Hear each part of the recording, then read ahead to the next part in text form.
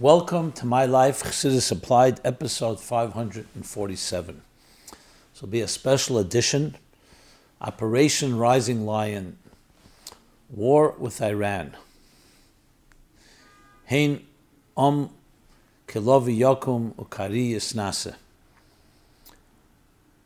The program is dedicated to all our holy soldiers, military, the IDF and Sahel, that are fighting to protect the innocent men, women, and children in Eretz HaKodesh, in the Holy Land. It's also dedicated to the very men, women, and children in the Holy Land. Hashem should protect them. Hine layonum v'layushan shemer Yisrael. The protector of Israel does not sleep or slumber, especially in Eretz Asher Einei Hashem Elokecha Bo, in the land that is watched over and protected by Hashem, from the beginning to the end of the year, all the time. Yidden everywhere should be safe and protected. May this be the final battle in Golus, eliminating the enemy and bringing on the Gula Hamitis V'Ashlema. So our hearts and souls are exactly there, and our prayers with the Yidden in Eretz Yisrael who are right now in a matziv, like the Rebbe said, in Alage, Tavshin Chav Zayin, like when a parade, the Rebbe said that the Jews in Israel, in Alage, in a matziv, in a situation that Hashem is protecting them, and we are confident, absolutely, supremely confident that Hashem will protect them, and there should be no more casualties. May they be safe, and may we accomplish the mission that needs to be accomplished in eliminating and eradicating the enemy. Together with the Eibishter's Koyach, we will surely be victorious very quickly and immediately. So this is what's on our minds, and this is why I'm focusing the program, even though we have many, many questions that keep coming in. But in the last few days, since literally Friday, I've been almost exclusively all around what is going on in Eretz Yisrael, how we should look at it, what's our perspective on it, etc., etc. So that's what we're going to be addressing. As you may know, Hashgacha Prati says that I just returned from Eretz Yisrael on Friday morning, early Friday morning, 4 a.m. I returned from Eretz Yisrael. I was there during the week, together with my dear friend, Argentinian President Javier Milei. And as I shall share, and I did share in a special video that I did on Friday, behind the scenes, the last event that I attended was at the Kosla Maravi together with President Milei and Prime Minister Bibi Netanyahu, hours before the launch of this campaign, this operation, which is all part of a deeper plan, I'm sure, and I think can illuminate many different factors, especially the lessons to us in what is happening as we speak.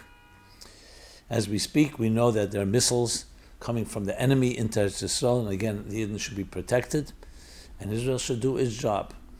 We are also seeing many, many miracles, Yad Hashem Mamish, in so many ways, both right now and as the events that led up to this, and may they continue to be that way. Only which,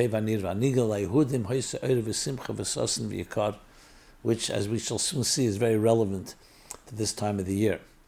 So with that, let's go right into the topic at hand, which is, we're all shaken by it, we're all affected by it. This is one Klal Yisrael, one Am Yisrael, and things are happening in Eretz Yisrael affect us wherever we may be. How should we be looking at this? What should we be doing?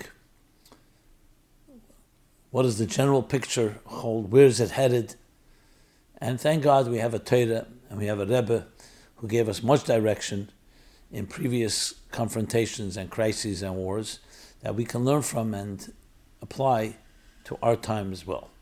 So in the spirit of Chassidus Applied, we're applying Torah and Chassidus to every situation in life, and especially one of such import.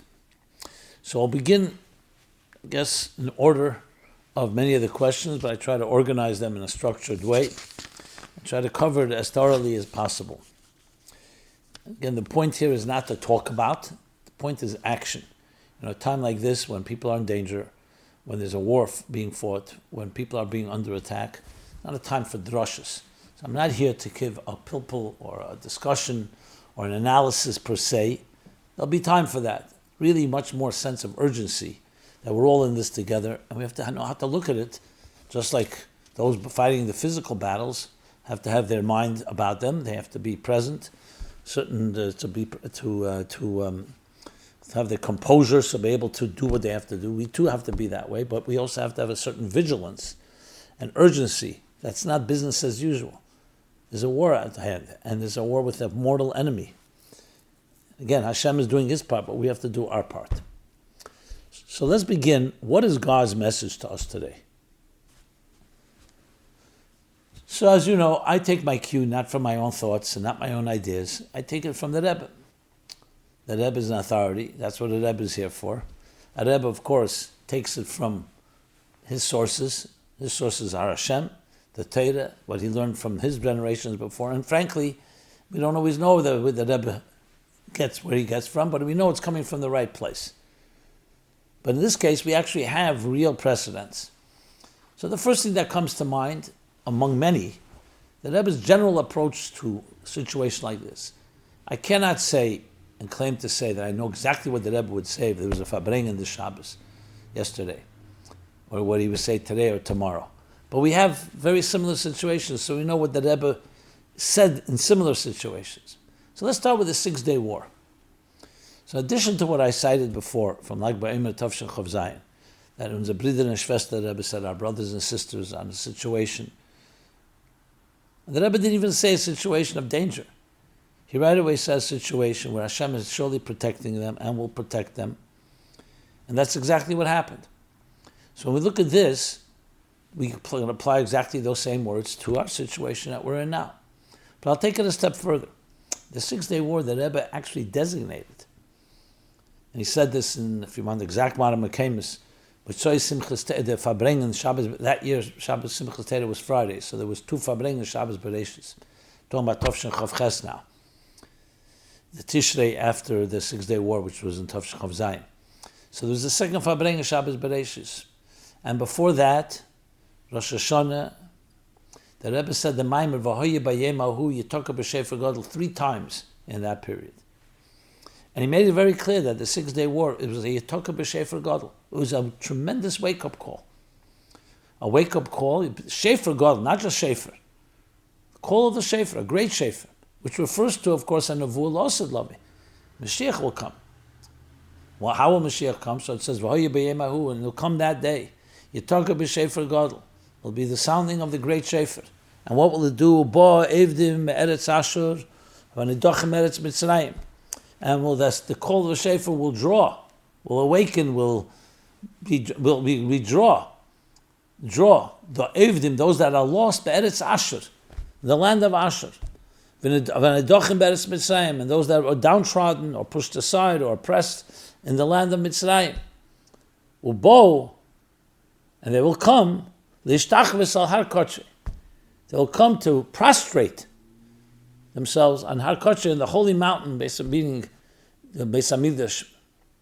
So the Rebbe said the war, the 6-day war was a Yitaka B'Shefer Gadol, a wake-up call. And we saw how it affected Yidden all over the world. In many ways, it was a massive, a seismic change in Jewish history, in Jewish life. In many ways, people who had never been connected to Yiddishkeit woke up, and in so many different ways. The Rebbe said, now is our opportunity, this wake-up call, to make sure we utilize it to the fullest. Sadly, as the months passed, the Rebbe said we didn't utilize it to the fullest. So when we see what's happening now, this is a wake-up call. Just like when you talk about the military, you call them up. You mobilize them. When?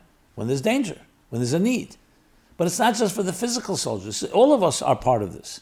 There's the spiritual part of the war. Because at the end of the day, everything is meant to help awaken inside of us our neshama, our connection.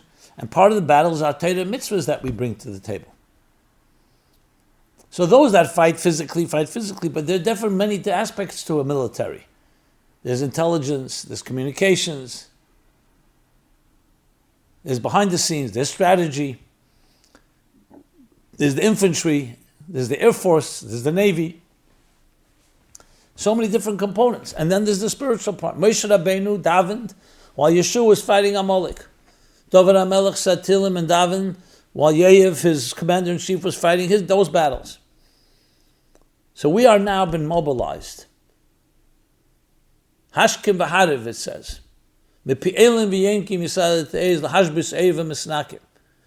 Our children, from the children's mouths, all of us, yokum, connecting ourselves to Hashem, to Torah and mitzvahs, in a vigilant way, that is part of the battle. Chazal tell us, for example, when you didn't take Daled Minim, the lulav, the esrig, the adasim, the arovis, are all like weapons, spiritual weapons. And so many other examples. So we need both. Yaakov Avinu prepared to meet Esav. He prepared for battle. He also prepared a bribe to appease him. And he prepared, and he davened. So we need all of this. This is a time not to be complacent or apathetic. And it's not just about wringing our hands and saying, Oy, was zayin, and giving a shor bracha. We have to act.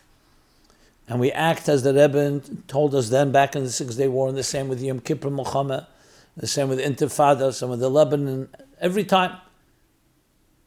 Nun Aleph during the Persian Gulf War. That we have to now strengthen ourselves in Avos Yisrael and Achdus Yisrael, in learning extra Torah, doing extra mitzvahs, extra tzedakah, extra tefillas, reaching out to others. That's what means being proactive, being vigilant, being aggressive. Tzivus Hashem, army of Hashem. We are all part of the army of Hashem, including children. So what's God's message to us? Definitely that.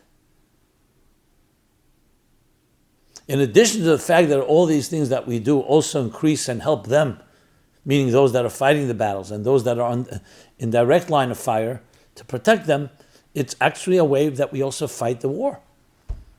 That's part of how we fight the battles. Coupled with, obviously, b'derech hateva, what has to be done. And as I'll share shortly, this is exactly what I personally experienced, an eyewitness, literally close, standing near the Prime Minister of Israel, hours before the operation would be launched, and I saw with my own eyes what he did at the Kaislam Aravi.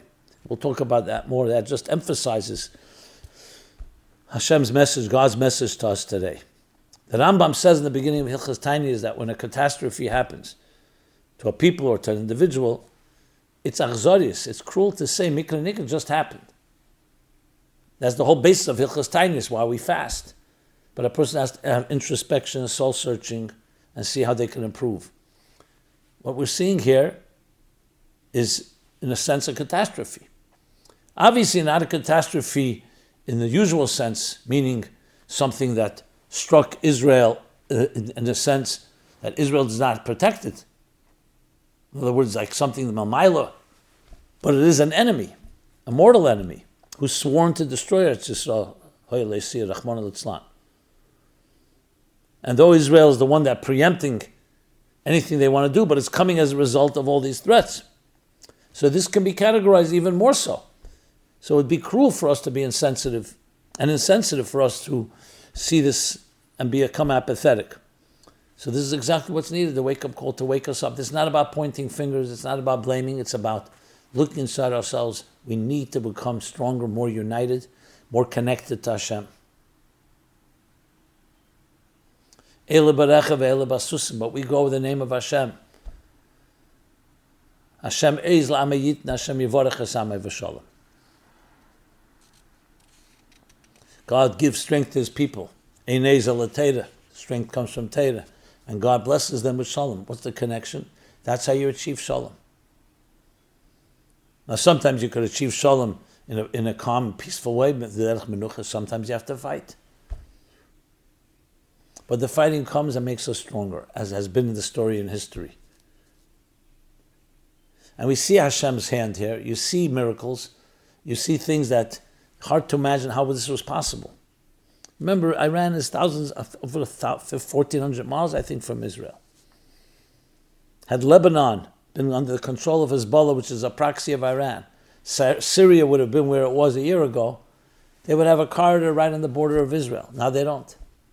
Hamas has been mostly defanged, as well as the Houthis. It's not over yet, but it's a very different story. A few months ago, Israel already weakened their defenses, so it made it a lot easier. Now, everyone can think this is all God forbid. It's all with Hashem's power. Yes, Jews are smart, but that itself comes from Hashem's power. And you even see here, from the little we see that there's something going on. There was strategies, the surprise. The attack didn't just come from the air, it came from behind enemy lines. The Eibishter should continue to be Matzliach, the military and the leaders, with the wisdom and courage to finish the story, to finish it. Ema for Alamo. And again, we're not looking to hurt anyone. We're looking to protect, to defend. We're looking to create a beautiful world. But when you have bad players, bad actors, you have to do what you have to do. We want a regime change.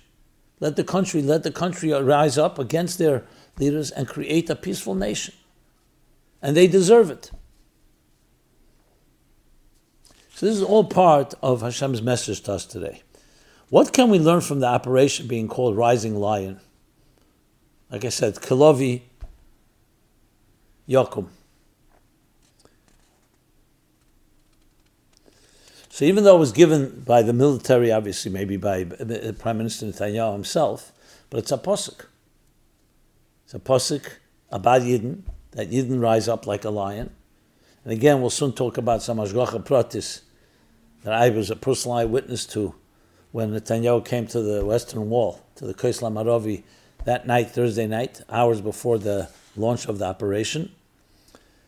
So there's much to be learned from it. The first thing that jumped out in my mind was, I remember must have been in Tov Shemem Aleph, 1981, Shavasa B'Tammuz time, the 3 weeks, and the Rebbe brought then the Yalkut Shmeini. Not a Yalkut Shmeini that was known, but the Rebbe emphasized it, which is about a lion. What does the Yalkut Shmeini say? It says that the Yovei Aryeh, b'mazel Aryeh, or Chedesh Aryeh, v'yachrev Aryeh, Ariel. The lion will come in the month of the mazel of Aryeh, and will destroy something called Ariel, the Aryeh, the lion. The lion will come in the month of the lion and destroy the lion. The Medrash continues. What does that mean? Aryeh goes on Nebuchadnezzar, brings a raya from the Pasuk. Nebuchadnezzar, the king of what? Babylon. Babylon was then conquered by Persia, and they were more or less connected with each other. He will come in the month of Aryeh, which is the mazel of Aryeh, month of Av, and will destroy the Beis HaMikdash that was called Ariel Aryeh, for different reasons. Almanas, says the Yalkut Shmeini, Almanas. The Yovei Aryeh, that's the Eibishter. Aryeh Shog Milei Yira, goes on the Eibishter, it's called lion, who will come again in the month of the lion, in the month of Av, v'yivna Ariel, and will rebuild and build the Beis HaMikdash. Almanas. And the Rebbe explained, not two separate things. The whole Churban is only to bring a better, greater Beis HaMikdash. So hearing the word lion in this context, and it's connected to the land called Persia, Poras. The name was changed in the 20th century by the leaders of Iran, which is of course connected to Persia of also the story of Purim.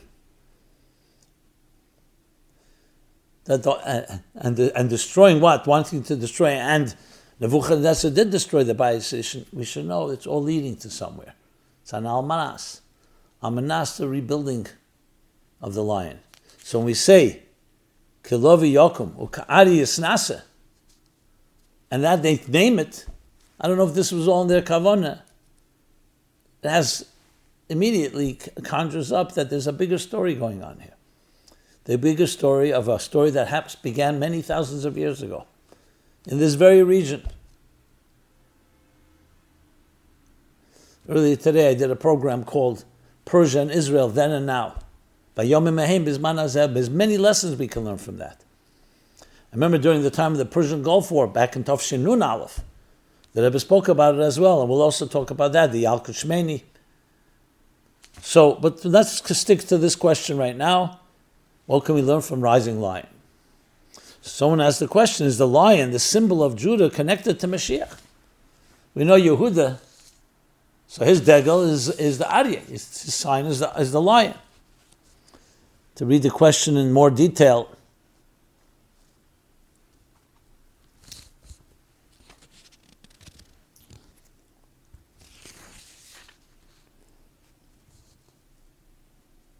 I don't see it right now, but I'll come to it in a moment.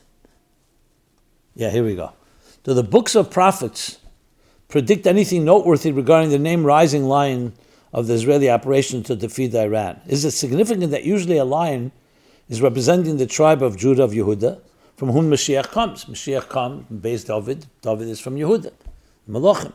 Is this war the final Gog Magog war ushering a Mashiach? So the Rebbe said many times that Gog Magog, the war was over already. We yates to that. But there's no question that's connected to the whole story, especially when you think of the region. As I said, the history of Poras Samodai, one of the Golises, the big Goliaths is Poras, Persia. The history of Bovel, connected to Chum Bayis Rishon, Almanas. So there's no question it's part of that. And if you think even B'derech HaTeva, not just based on the psukim and the whole picture of Golas and Gula, B'derech HaTeva, there's no question Israel is going to win this battle. There's no shaila about it. Even B'derech HaTeva you already see. That doesn't mean there is paying a price, and hopefully we already paid enough prices. What do you think happens next? Iran will make peace with Eretz Yisrael ultimately. One way or another. What would happen to Lebanon, with Syria? They will make their peace. Saudi Arabia will make peace. So the Abraham Accords that began a few years ago will spread to the whole region. What then will happen to the Middle East? That suddenly, after centuries of wars, you'll have real peace. Isn't that Mashiach's times? Le'kina v'le'rov, le'molchama, le'rov v'le'molchama, I should say. We're on the verge. When the Rebbe said we are on the threshold, or here it is, we have to open our eyes. Now, why it took more years, the Rebbe said that already 30 years ago, more than 30 years ago, that's from the questions that we will have. Maybe we'll have an answer for it at the time. But is this not part of it? And that's what the Rebbe was saying in Tafshin Al. That was the Persian Gulf War. That was with Taka more Bavel even. Iraq is connected to Bavel more. But Iraq and Iran more or less go together. It's not a stira. And again, like I said, Persia conquered Babylon and made even a larger empire. So Bavel was destroyed the first Beis Hamikdash, but then came Persia. Achashverosh is a Melech Paras. But connected to Bavel, obviously, as it was with all the Meluchas. That was the time between Bayis Rishon and Bayis Sheni. Then came Cyrus, that gave permission for them to build the Beis Hamikdash, second Beis Hamikdash. But let's not digress again. So point being is that there's no question that all this is merumiz in the name of the operation, which they called Kolovi Yokum, and Yokum. V'yokum keren namai. V'yokum is a pasuk that's used in many places about Mashiach and so on. Now, I'm not, as you probably know, I don't like to read Ramozim in every detail, meaning, was that their intention? And I don't want to because I like very loath to sensationalize things. You can find a hint everywhere. But there's certain things that definitely jump out and are worthy of mentioning, especially as I'm going to discuss more details in the Hashgacha Pratis of all of this. And that's why I'm very, very intent on citing the sources, the Yalkut Shmeini, the Rebbe quoting it. So these things jump out at you when you hear this. So yes, it's technically a war against an enemy that wants to threaten and hurt Israel, Chaz v'shalom.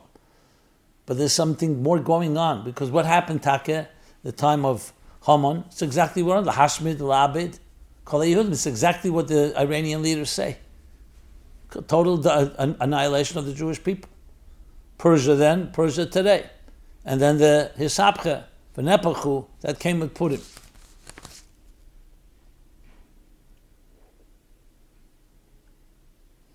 And we'll talk about that soon as well, but I'll just say the thing that jumps out, of course. In a few days, a week literally, from when the operation began, will be Chav Gimel Sivan. You tell me what's Chav Gimel Sivan? 23rd of Sivan. It's a date mentioned in the Megillah. That's the date when they wrote, Achashverosh gave them permission to write the letters and the decree to overturn Haman and destroy and kill all the enemies, which they were matzliach in doing.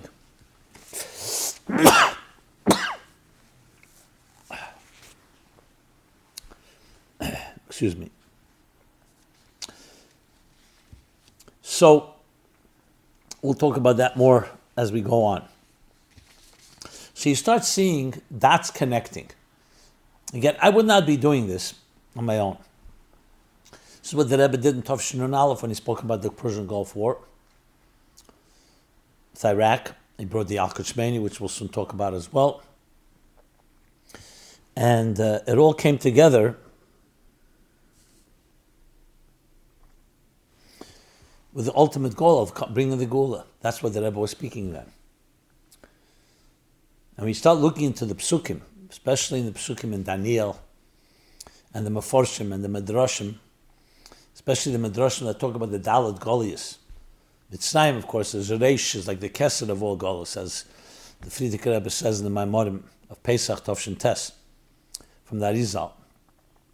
But then there's Golos Bovel, and Golos Parsha Modai, Golos Yovon, and Golos Edom. And Ibn Ezra and others, Abarbanel, talk about Golos Yishmael. They were living under Yishmael. We'll be talking a lot more about that. I spoke about this many times over the years, but it all comes together. You start realizing there are patterns going on here. I'm not saying there's a prediction that would be exact war today, but once you see it, you have to understand there's something bigger, as we're discussing now. What can we do about this situation? So let's bring it back now to us. As the Rambam said, I quoted before, it's not just about interesting that there are patterns and you can trace them, the roots of it back in history and spiritually and so on. That has to lead to our actions, our introspection, our soul searching. We are part of this battle. And there's a poras within each one of us. Just like there's an Esav within each one of us. There's a Yishmael within each one of us. And there's a Melchama between the Yetzer Tev, Yetzer Hara, Nefesh L'kis, Nefesh Habamis. And Esav is Edom. And there's a poras within each one of us, as I said. So we have to, our actions matter. As the Rambam says, one ma'aseh echad, one good deed, one good word, one good thought, tips the scales. So what we need to do, wherever you spoke about, like I said, you talk about shofar gadol, you talk about shofar gadol, there's the end of the pasuk.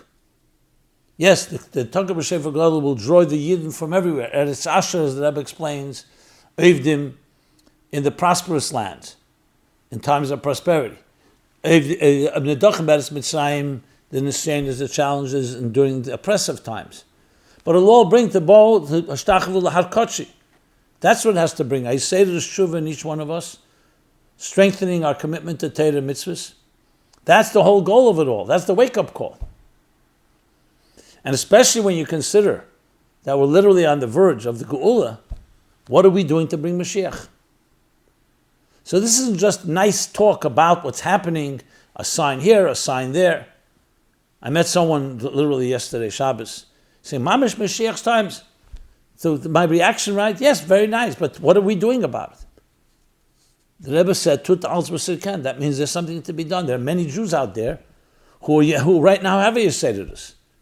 October 7th was a tremendous Seder, what they call October 7th, Shmini Atzeres Simchas Torah. In many ways, this can be even more powerful. So we have to use this, you talk about shofar goal, this wake-up call to do something. People are hungry, they're thirsty, they're asking for direction, for a compass. And we were told what we have to do. Torah mitzvahs in general, are teaching people Torah and Pnimis Torah. Yes, teach them also these medrashim and these psukim and these Ma'arech Chazal, Torah Shebiksav and Torah Shebal Pez. The Rebbe says in Chayei Sarah Tovshin Beis that how do you prepare for Gula? By learning about it. In Torah Shebiksav, Torah Shebal Pez. And here we have, just study the sugi of Paras in history, of the Dal Goliath and so on, and you have plenty of material which is both fascinating historically and as well as spiritually, but also is ma'ir that we should do something to make sure it comes into reality. Meaning the goal through Masenu V'Avodah. So this literally simply means adding every day extra Torah, extra mitzvah, extra tefillah. Torah Aveda Gemilas Chasadim, extra Torah Aveda tefillah, and Gemilas Chasadim, Tzedakah and B'chal all mitzvahs. Especially mitzvahs that have a special gula of protection, special virtue, special power. Like mezuzah, tzedakah, avos Yisrael. That's what we can do about this situation. And when we do that, we strengthen the whole Jewish nation as one organism. You're strong in one part of the body, the whole body gets stronger. So what we do here, yes, affects directly the soldiers and the military and the Yidden B'chlal and Eretz Yisrael, as what they do affects us. Should we be afraid? Someone writes. You see people running to shelters, taking their children there, and you have to follow those guidelines, absolutely. It saves lives. You have to do everything b'derech hateva and listen to the experts. So someone asked me as well when I was in Eretz Yisrael, they said to me, someone said to me, when I came back, I'm sorry. Someone said to me, what should I tell my children? I have to run to a shelter with them. And we're taking toys for Shabbos, we're taking toys with them. How could you not be afraid? Why are you going here? So now let's quote the Yalkut Shmeini. So in Tov Shin Nun Aleph, the Rebbe quoted the Yalkut Shmeini. And what does the Yalkut Shmeini say? That a Melech Paras, a king of Persia, will attack. There it talks about attacking another Arab country. So the Rebbe interpreted that in then Iraq and Kuwait, Saddam Hussein. But Melech Paras. And the world will get confused and everyone running around, what's going to be? They'll be afraid. And Yidden also, the Jewish people also say, what's going to be? We're all afraid. And the Eibishter will respond, Bonai altis yoru. My children, don't be afraid. Kol ma shasisi asisi b'shvilchem. Everything I did, I'm doing for you. Higia zman gulaschem. The time of your geula has arrived. So even though on the outside it looks like, what do you mean? There's a war. People are being hurt. People could be hurt. And you have to do b'derech hateva, you have to recognize that. It doesn't say Yalkut Shmeini you shouldn't do anything about it. Obviously you have to protect yourself. But be afraid? I'm doing it. It's all Yad Hashem. So obviously we have to be prudent. But no, there's a story, a narrative that is unfolding. And it will lead, these Milchamas will lead to the Gula. And you find this. I've quoted a number of times the Zohar, Seif Parsha Va'era, and Seif Parsha Bolok, which the Rebbe Tzeichens in a letter, in an answer to Rabbi Greenglass about what will be Ba'achris Hayomim. There he talks about battles that will come from that part of the world, the Middle East. A battle between Esav and Edom, between Yishmael and Esav, and battles with the Jewish people, as we've seen. And then the end of the story is V'yarim Kerem Armei, it will always end up, victory and Mashiach will come. That's what so being afraid, not in the sense of being afraid, yes, being prudent, practical. But you have to know there's a bigger picture unfolding here. With open miracles taking place, is this an auspicious time for receiving God's blessings? Someone wrote it this way. He wrote like this.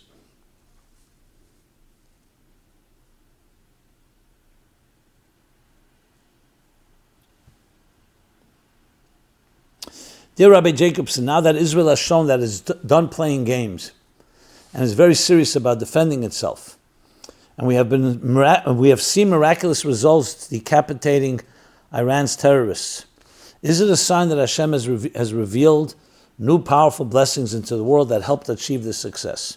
And if so, can these new powerful blessings also manifest in the daily lives of everyone in the community?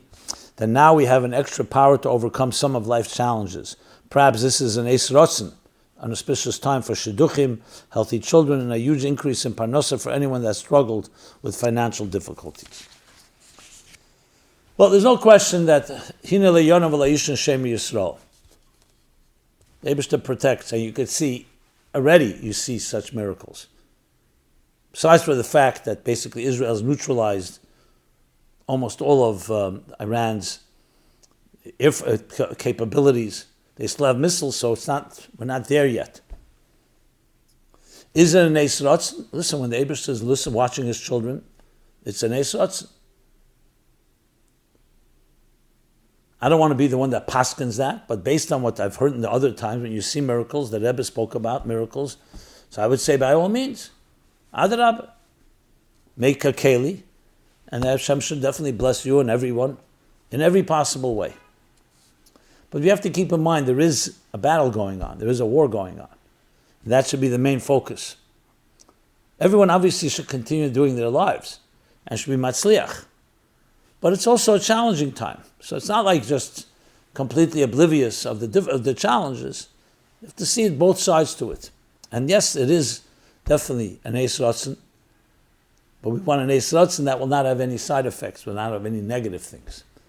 So that's my response to that. Is there a deeper story unfolding? The answer is absolutely. It's not even a question. I think I've already really more or less spelled it out, especially when you look at the historical elements and the region, the location, and the intentions. So there's no question that there is a deeper story unfolding. What is the deeper story? So the deeper story really was told to Avram Avinu by Bris Bein Apsodim. You read the Psukim in Lech Lecho, and you see very cryptic verses. The Eibishter makes the covenant with him. Tells him to take and cut the 2 pieces of basar, and then says it got dark. And Untitled Chapter is there in the Psukim, and the Medrash says these all refer to the Dalet Golias, the 4 major exiles that Jews will go through, as I mentioned before.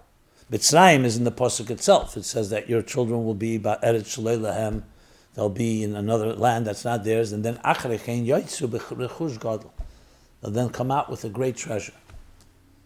But then he also talks about the other Dalet Golias, namely Bavel, Paras and Madai, Yavon and Greek, and Edom, which is the Roman Western, Christian Golias. And as I mentioned, some say also Yishmael, different ways it's spelled out. Daniel, in the visions that he had, you see also the 4 different Golias, that's into 2. But the Achrechein Yetzer B'Rechush Gadol explains the Arizal, that this is Stokos HaKadosh Baruch Hu Shepizon Yisrael Beino Umes. Lehigli Yisrael El Lehisiv Lehem Gedim. That the Eibishter did his tzedakah, that he spread the Jews out all over the world, through the nation, among the nations.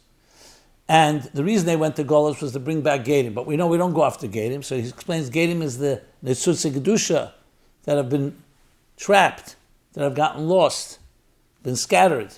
The sparks that each of us is allocated with, and we bring them back together, the Rechush Gadol. So Mitzrayim Taka, we were Mevarer 202 of the 288 sparks. This is Rapach Netzutze Gedusha, 288, which break down into many more, as the Alter Rebbe explains. Tanya and Tere'er Vayeshev.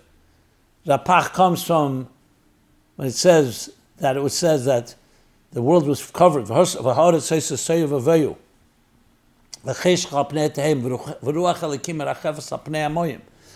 was dark, shrouded in darkness.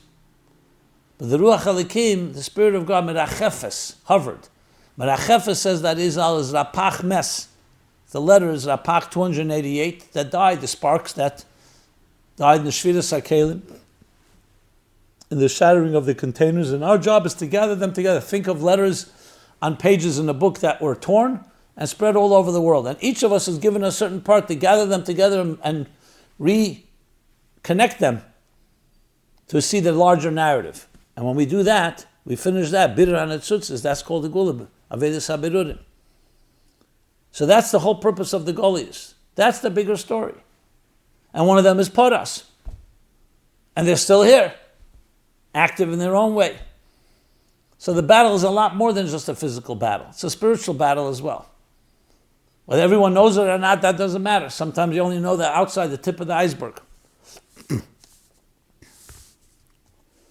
And that's the deeper story unfolding. And with the Yezruchush Gadol will come out with a great treasure. From all these netzutzes, the Reish Beis that were Mitzrayim, and then the other 86 through the years and goals. The Alter Rebbe explains why it takes so many years. But I'm not going to go into that right now. That's in Terer Vayeshev, he discusses that. That's the story unfolding. What are the historical and spiritual roots of this conflict? So that follows immediately. Look at the Maimer, Pesach Maimorim of Tovshin Tes, where he quotes the Arizal, and he explains the Aveda of each one of the Goliaths. Mitzrayim has its Aveda, Bovel has its Aveda, Poras Samodeh its Aveda, Yovan, and Edom.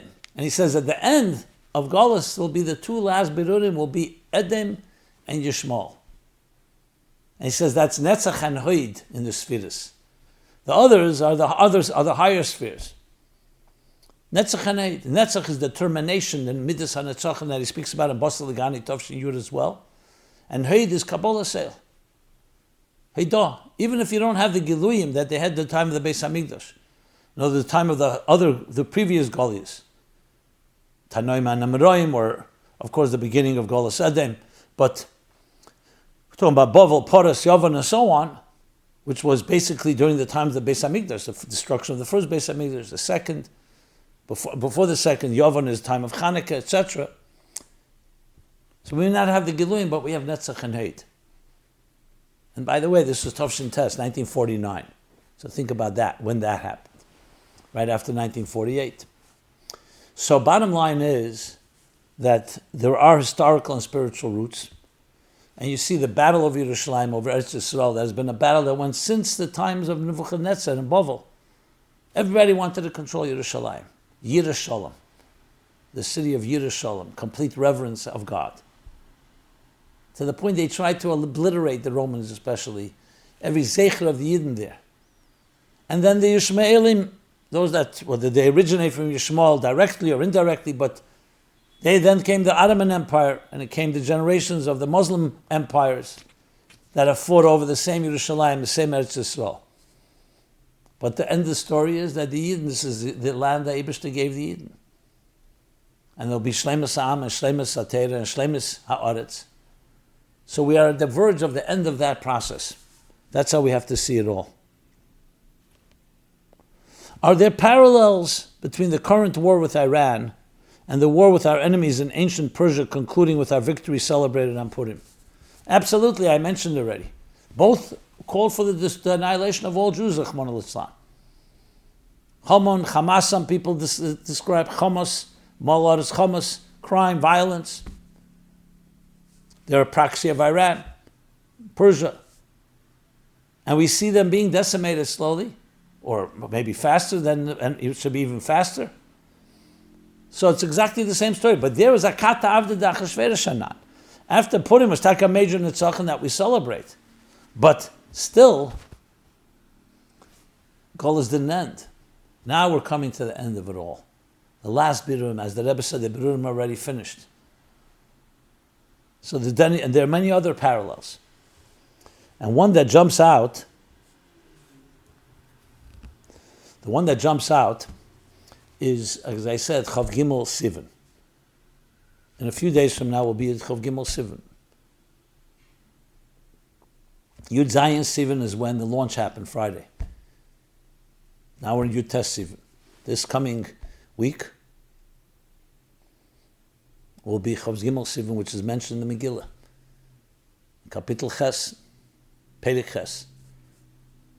Where he talks about where Esther comes to the Melech, Achashverosh, and says, okay, Haman was killed, but we still have the Gzeira to deal with. So we have to write a new decree. And he said, write exactly, Vayichtiv, exactly as this, and I will sign it. V'nofel pachad Yehudim aleihem. All coming out of that. And it says in the Megillah, the date when this happened, Chav Gimel Sivan. B'chedesh hashlishi b'yem esrim v'shalish. 23rd day in the 3rd month is Sivan. And the Rebbe in a very powerful Sikha, Tovshim Mem Gimel, Parsha Shlach, like this week's Parsha Shlach, was Chav Gimel Sivan that Shabbos, that year, Shabbos. The Rebbe in the 3rd Sikha talks barichas about it. Hayom Me'elim Neskarim V'Nasim. Every year, Chav Gimel Sivan repeats the same power. The power of what? Of the Melech Achashverosh, listening to Mordechai and Esther, listening to Esther and Mordechai, and especially in regard that they can do whatever they want to do with their enemies and they will be victorious, as it was then. And the Rebbe says, right after that, what it says, La Yehudim Mordechai Yotze, he went out with Simcha when he heard that, because he realized that he has now in hand to do whatever has to be done for the Nitzachon and victory of Yidden. La Yehudim Meisaed v'Simcha v'Sosin v'Yikar. That's what happened on Chav Gimel Sivan.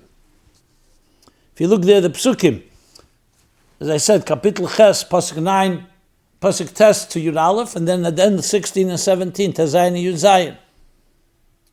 And it went on in every province, in every city, B'chol Yer, in every place. Wherever the king's order was reached, there was Simcha, Sosin and Simcha for the Yidden. The Rebbe says in that Sikha, but parsha, that's all connected to Chav Gimel Sivan. Didn't happen later when Purim came, when they actually implemented this decree. This happened right away, Chav Gimel Sivan. So hopefully we don't even have to wait for Chav Gimel Sivan, but for sure Chav Gimel Sivan, mamish in these days. Yet another parallel, another obvious connection. And many more connections, I'm sure. Where is this headed? I believe I answered that. It's headed toward Moshiach and Gula. Simple. That's the short answer.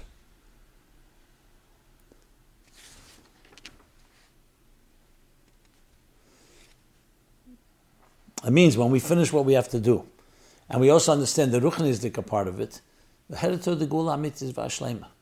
And I said, even B'derech HaTeva you could see it now.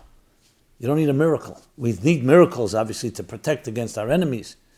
But I'm saying it's not like something that is out of nowhere. It's all set up. The stage is set. Israel has acted now, and there'll be Matzliach.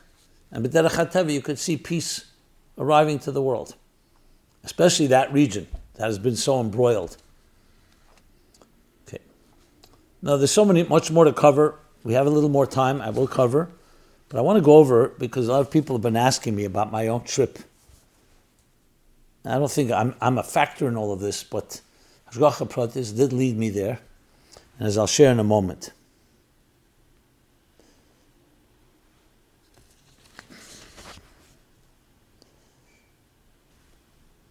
But before I do, what did you learn from your time with Israeli Prime Minister Netanyahu and Argentinian President Milei last week? So I traveled last week, Monday night. Left Monday morning actually.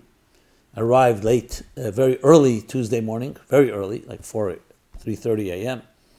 That's just all. At the request of my dear friend, President Javier Milei, as you may already know, we're good friends. He asked me to come along. So I went along. He came he had trips here through Madrid. I think he was in Rome, a few other places, Paris maybe. He went to Madrid afterwards, sorry. And he asked me, so I came from New York.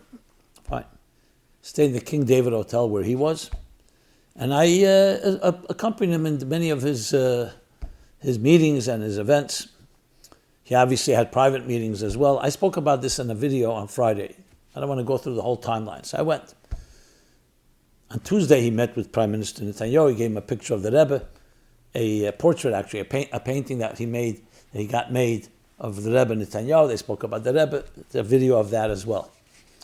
On Wednesday, there were a bunch of events, including at night, an event in the Knesset where they honored President Milei. You should see, he's quoting Torah, they're all quoting the parsha because he loves the parsha, he reads the parsha. Moshe Rabbeinu is his hero. I don't want to go through all of it, it's all negaya, but I want to get focused here. Thursday, there's a whole bunch of events as well. Thursday night, or Thursday late afternoon, I should say, at the King David Hotel, they had an agreement that was signed, a mutual memorandum about democracy and freedom. They both spoke. There were cabinet members there as well that spoke. And from there, we were whisked off. We went straight to the Kaisel. President Milei, they closed down the whole Kaisel, a lockdown. President Milei, they drive him right up to the wall. Then Prime Minister Netanyahu. So we davened there. He embraced Netanyahu. And I had the schus to be part of that.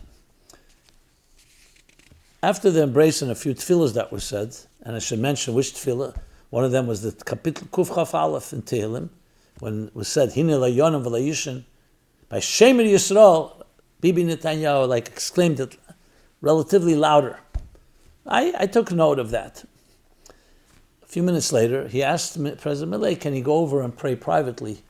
He moved to another part of the Kaisel, put on a tallis. They brought him a tallis. And I see, which was, again, striking. You don't see that every day. And then he took a note, and he put a note into the wall. I went over to him because President Milei was standing at a little distance, and I said, maybe the Prime Minister, maybe we should bring over President Milei. Yeah, for sure. And that's where they come together. You'll see there's pictures of it. Later I found out what the note said. The note was the pasuk in Parshas Balak. Kilova yokum kariki snasa. B'sayit d'shmaya, the day Tez Zayin b'sivan Tovshin Pehei. And then he continues, and with the pasuk, and then signs Binyamin Netanyahu, or Beis Netanyahu. Okay.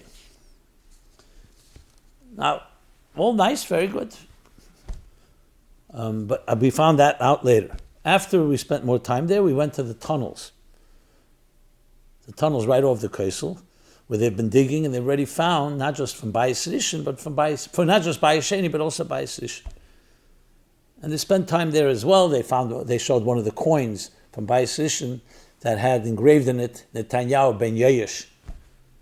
They talked about it. I mentioned Netanyahu's Lashon Nasan Yudke. Then at some point, it was maybe an hour at least that we were there. So the Prime Minister Netanyahu saw that they were something urgent, and they started moving. Okay, he's a Prime Minister for it. And then I saw also President Milei, time to go to the airport. We took off. My flight was after midnight. I left the hotel around 10 p.m., same time President Milei left the hotel. And we took off after 12. A few hours into the flight, suddenly see on my phone, a war broke out. And what is it called? Rising Lion. Kilova yokum. That's the operation. Find out that we were the last flight out of Israel. President Milei he went on his plane to Madrid. I started connecting dots. What's going on here? A few hours before this launch, Prime Minister Netanyahu put a zettel into the wall, Kilova yokum. He put on a tallis. And look at Rashi on Kilova yokum. He talks about that. And he says that it's referring to Yidden who wake up in the morning and they grab mitzvahs. Chit of mitzvahs. And what is it? Levish tallis. They put on a tallis. I'm still being mavada. I'm not sure whether Netanyahu knows of the Rashi. Very likely he did. Put on a tallis to say this. All davening to Hashem right before this launch of a major operation. And we went through the tunnels. Which tunnels? That you see literally. You see the remnants of Bayis Rishon and Bayis Sheni. Bavel, Rome. Here's the president of Argentina, comes from Eden, from the old grandchildren of the Western Roman Christian world, Bnei Esav, Eden.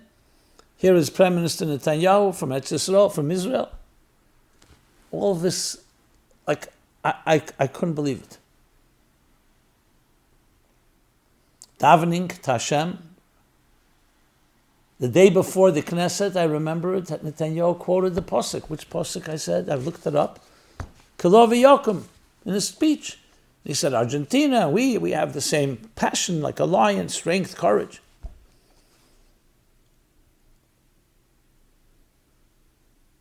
This is how Yidden win battles.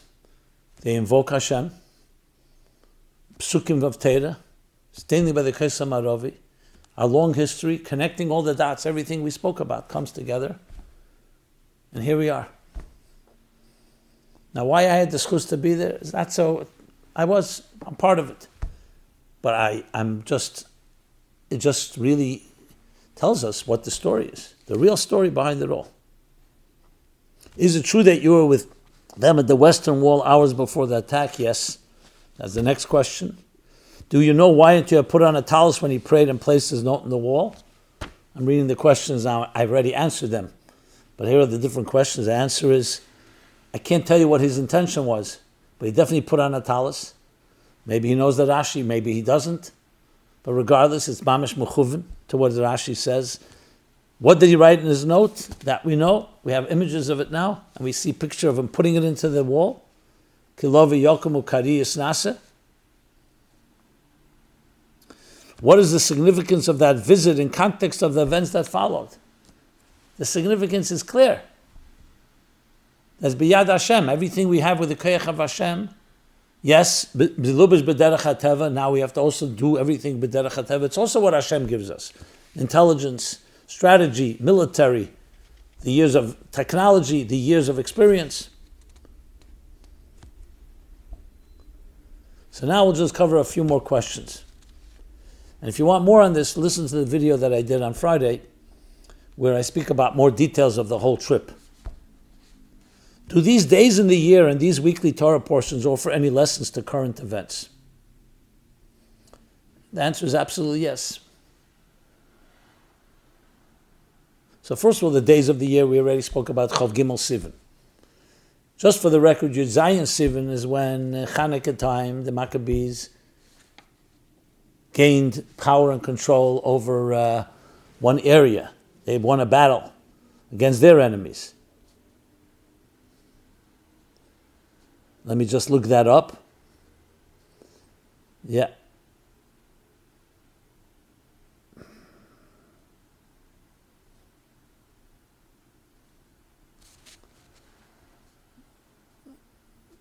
Yeah, over Migdal Tzur. And it says in Megillas Tainus, and Yud Zayin Sivan. And then there's the Chav Gimel Sivan that I discussed. And regarding the parsha, I spoke about it on Friday already. Let's start with Parsha Ba'alescha, which was Erev Shabbos when this operation was launched. Ba'alescha you have right away. Vahi ben Seya Aron, you know the pasuk, right? And when Moshe Rabbeinu, and every time we take out the Torah, we say Vahi ben Seya Aron.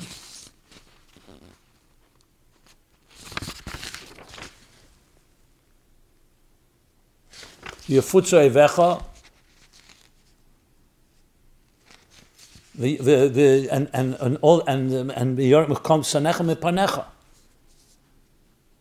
mamish about our enemies that will flee before us and they will be scattered with the koyach hatera.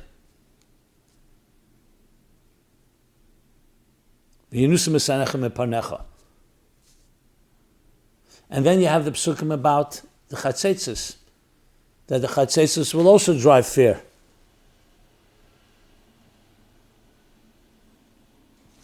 In our enemies. Those two psukim. So what can we learn from the verses about the ark protecting the Jewish people and the trumpets used in time of war? That again, you bring Hashem into the picture, coupled with our using b'derech hateva, our taksisim milchama, everything, the tools we have, that's invincible. Nobody can win over that. So someone wrote a question, should I sound the shofar during this time? And here's the question, interesting question. I wrote, Rabbi Jacobson, I write to you from a bunker under my building in Tel Aviv. Thankfully, we are safe, but a half-kilometer away from us, a massive hit, a missile hit, and did damage. I noticed that the parsha we read about Hashem commanded Moshe that when an enemy attacks, he should take a trumpet and blow the quick short notes of Trua, and then Hashem will remember us and protect us. I don't have a trumpet, but I do have a shofar in my closet upstairs, and I know how to use it. Would it be helpful if I went up to the roof of the building when it's safe to do so and blow the shofar? Would that help the situation and protect us that no more missiles should be successfully launched at us from Iran?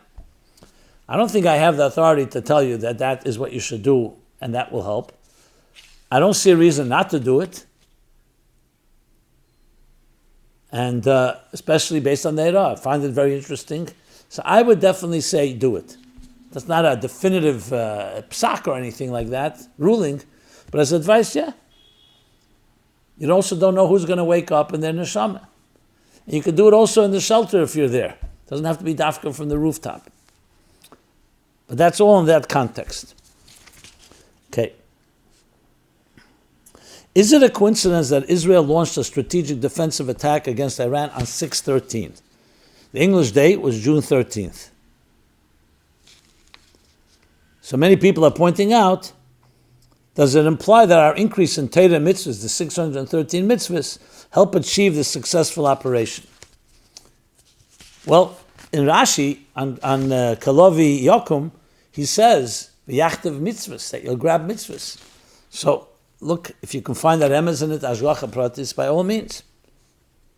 Again, I don't like to say things definitively, but if it's Pale Mamish, it aided people to Yiras Shamayim and helps them grow in their Torah mitzvahs, then I would say yes. Another question, is there a connection in Parsha Shlach between this week's parsha about the spies and the Mossad spying on Iran? It's nice to make connections, but it has to be with something that brings a heiras, an addition in Avedis Hashem. If it does that, in general, I would say the following. The Meraglim were sent by Moshe, Shlach Lecha Anoshim, to check out Eretz Yisrael in order how to conquer it from our enemies. So there you have definitely a parallel. Unfortunately, they made their mistake, and they spoke negatively, Dibas Ha'aretz, they spoke about against Eretz Yisrael. And when you didn't do that they weakened themselves. It's also a lesson. We have to know the strength of Eden, the strength of Eretz Yisrael. Eretz Teiv Ma'id Ma'id, as Kolav in Yeshua said. And the Eibishter didn't ask us whether we can go into Eretz Yisrael. He asked how to go into Eretz Yisrael. How to win the war, not whether we can. So there's plenty of lessons we can learn from that. And just to answer a few more questions quickly, due to the time limits, can we glean from the Rebbe's teachings if he would support a preemptive strike against Iran?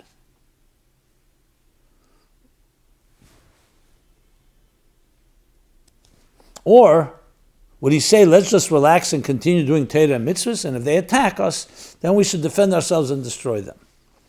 So I can't put words in the Rebbe's mouth. I don't know what the Rebbe would say, but based on everything else he said, listen to the mumchim. Just like a medicine, you have to listen to doctors, listen to the mumchim. Being that the mumchim are saying it, I cannot see how the Rebbe would not support that and probably encourage it. Because it's not about waiting around. Taking offense here is a military strategy. So it's not about being relaxed, as you put it, and we'll do Torah mitzvahs and then we'll deal with it. This is part of dealing with an enemy. You preempt and make sure they don't attack you. Imagine they would have nuclear weapons, Rahman al-Islam. So I have no question that the Rebbe would support it, if not even encourage it from the outset. So there's a lot more questions that came in, but due to time and due to, I think I covered the main points I wanted to cover. Yes, I did. And let's just conclude with, again, taking all of this into account. The most important thing is the Eibishter Layonim V'Leish Hashem Yisrael. The Eibishter should protect Eden in the best possible way from no more casualties, no more deaths. Should vanquish the enemy in Gansen. Vahi ben Se'adon V'Yoram Misanecha. And all the other psukim that will eliminate and eradicate our enemies. And we should march into the Gula Mitzvah B'Shlema, because that's really the bottom line. That's the story. And let each of us do our part. Masenu v'avedesenu. Both in Torah, Avedi Mils Chasadim, in awareness, in Avos and Ardus Yisrael, in Tzedakah, and everything else, to speed it all up. to help protect the Yidden, and to march into the Gula Mitzvah Vashem and take them from Yad Mamish. And we should only hear good news and continued good news. And whatever happened, Chav Gimel Sivan, should happen now even faster. This has been MyLife Chassidus Applied, a special edition. Every Sunday we're here from 8 to 9 p.m. Everyone be blessed, and Shalom Al Yisrael everywhere. Yidan Notzach in the fullest possible way. And again, La Yehudim Ha'isa Erev V'Simcha V'Sasan V'Yikar.